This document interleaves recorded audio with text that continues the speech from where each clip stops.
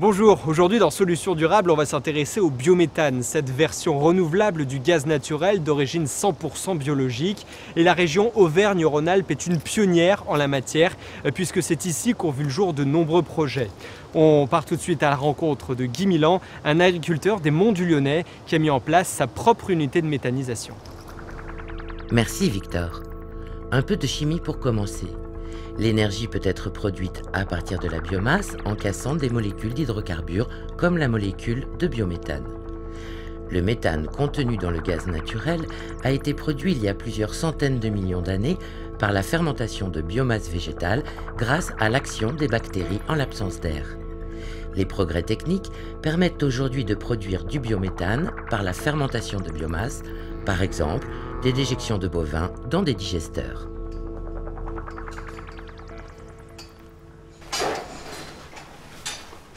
Nous sommes ici au cœur de notre métier, puisque les vaches mangent ce qu'ils produisent sur nos terrains, nous produisent le lait qui va ensuite en fromagerie pour faire du fromage, du yaourt, du beurre, et produisent aussi des effluents qui nous permettent de faire tourner la méthanisation. La loi sur la transition énergétique et pour la croissance verte prévoit 10% de biométhane d'ici à 2030 dans le réseau de distribution. Pour l'Association française du gaz, les gaz verts représentent un gisement important.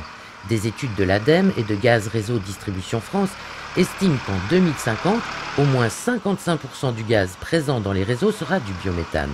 La filière fait décoller avec elle toute une économie, notamment celle des entreprises régionales chargées de concevoir le matériel et les équipements pour l'épuration du biogaz. Sur mon exploitation, puisque c'était avant d'être en GAEC, j'ai toujours eu comme souci premier la recherche d'autonomie.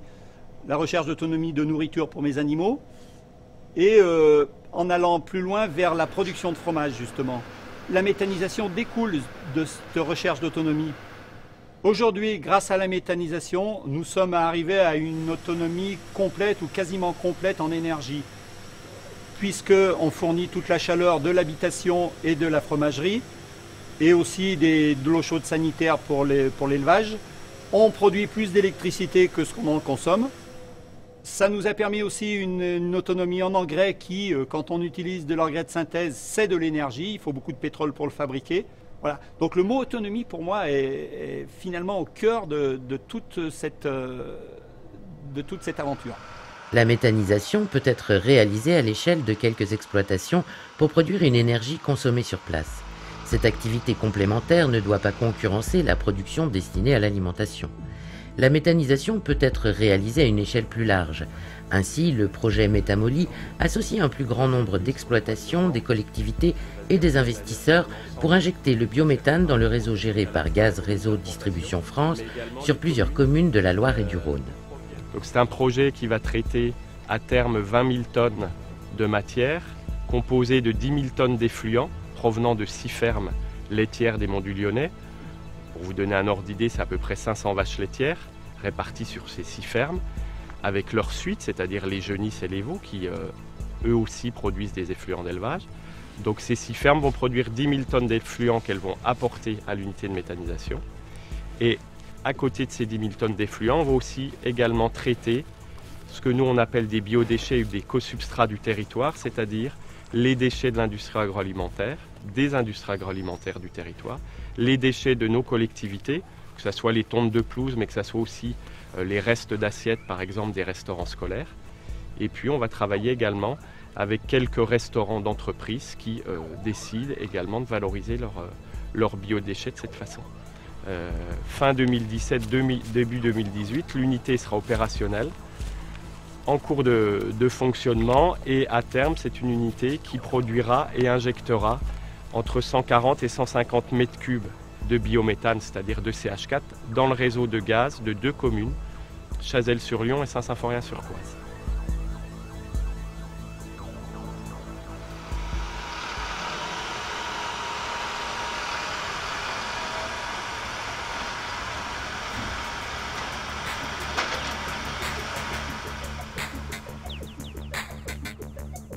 Récapitulons. À partir des effluents d'élevage, la méthanisation donne du biométhane, qui peut être consommé directement ou utilisé pour produire de l'électricité. La méthanisation fournit aussi du digestat, un engrais qui enrichit les sols des cultures et des prairies. La méthanisation peut donc concerner les exploitations agricoles, on l'a vu chez Guy Milan ou avec le projet Métamoly, mais ça peut aussi être pour des territoires plus vastes, comme la communauté de communes du Pays d'Évian, où l'on retrouve sa présidente Josiane Lay sur les bords du lac Léman. Elle nous explique le projet TerraGro qui est en cours de finalisation. La production de biométhane pour l'injection est envisageable à l'échelle de territoires de plusieurs dizaines de communes, de villes et de villages. Pour la communauté de communes du Pays d'Évian, l'enjeu était énergétique. Il était aussi environnemental et visait à protéger une source précieuse sur le plan économique, celle des eaux minérales d'Évian. Alors le projet TerraGro est un projet qui est né il y a une dizaine d'années. C'est un projet qui a été porté par la communauté de communes du Pays d'Évian et la Société minérale des eaux d'Évian, dont l'objectif premier était la protection de nos ressources en eau potable et eau minérale. Donc le méthaniseur va fonctionner avec les effluents des exploitations agricoles, avec les déchets avant assiette et avec tous les produits des tontes, les produits des déchets verts. Alors le méthaniseur va fournir du gaz pour une commune de 3000 habitants. Et puis ça c'est la première partie, donc production de gaz. Et l'autre partie, il va y avoir donc la possibilité pour les agriculteurs de répandre donc de l'engrais sur leurs exploitations. Et c'est ce qui a été aussi peut-être une problématique dans notre projet, puisque comme nous sommes sur des zones d'AOC, reblochon et AOC abondance, on ne peut pas mettre n'importe quoi dans le méthaniseur. Le projet TerraGro permettra de mettre en service début 2017 le plus important site d'injection de biométhane territorial de la région Auvergne-Rhône-Alpes. Le projet réunit agriculteurs, producteurs de déchets verts et de déchets alimentaires. Il optimise la collecte des déchets, leur traitement industriel, l'injection d'un gaz de qualité et la livraison de digestat aux éleveurs. Le chantier touche à sa fin, tout s'est passé dans de bonnes conditions. Les opérations de collecte débutent la semaine prochaine et on espère donc une injection pour le tout début janvier 2017. Notre travail, c'est d'aller collecter les effluents agricoles dans les exploitations agricoles et les amener sur le site, là où ils sont réceptionnés. Ensuite, on fait une partie mélange. On va mélanger le liquide et le solide, les effluents, le lisier et le fumier, pour ensuite faire un mix qui sera envoyé dans le digesteur et le post-digesteur pour pouvoir produire le gaz. Ce biogaz ensuite doit être épuré parce qu'il ne peut pas être injecté comme ça dans le réseau. Donc il passe par un système d'épuration. On va enlever l'eau, le CO2, l'H2S et d'autres particules. Les 1 million de mètres cubes qui seront produits annuellement sont injectés dans le poste d'injection qui est derrière. L'injection, ça correspond à 2 phases. La première, c'est l'odorisation parce que le biométhane ne sent pas, donc il faut bien lui donner une odeur caractéristique pour des raisons de sécurité. Et ensuite, on a un contrôle de la qualité. Donc il faut que le gaz soit conforme pour être injecté sur le réseau, selon la spécificité de GRDF. Une fois que c'est conforme, c'est injecté. Donc le réseau d'injection, on a tiré 800 mètres de réseau pour arriver au hameau qui est à côté à Vers-les-Granges, qui donc bénéficie du biométhane qui sera produit ici prochainement. La spécificité du site, c'est que les produits amenés, qu'on va collecter chez les agriculteurs par nos propres moyens, seront épandus chez les mêmes agriculteurs. On n'a rien qui rentre de l'extérieur et rien qui part à l'extérieur. C'est vraiment un projet de territoire avec une collecte locale et un épandage local. La méthanisation peut être réalisée à partir d'effluents, mais aussi de déchets verts et de déchets organiques. Le biogaz, qui comporte des impuretés comme l'eau ou le soufre, doit être épuré pour que le biométhane puisse être injecté dans le réseau de distribution. GRDF, gestionnaire du réseau de distribution, contrôle le gaz injecté et se porte garant de ses qualités énergétiques et environnementales. On peut aussi produire du biogaz grâce aux eaux usées, comme ici à Aquapol, la station d'épuration de l'agglomération grenobloise. Suivez-moi pour la visite. Aquapol épure l'eau pour la restituer propre à la rivière Isère. Ce travail d'épuration est réalisé par des bactéries en milieu riche en oxygène. Aquapol produit aussi des boues qui peuvent être fermentées par d'autres familles de bactéries dans un méthaniseur. Sur le site d'Aquapol, la méthanisation réalisée par Gaz et Électricité de Grenoble produira entre 14 et 17 gigawatts-heure de gaz vert par an, une énergie verte issue des eaux usées qui sera rendue au territoire. L'unité de méthanisation produit environ 10 000 m3 de biogaz par jour.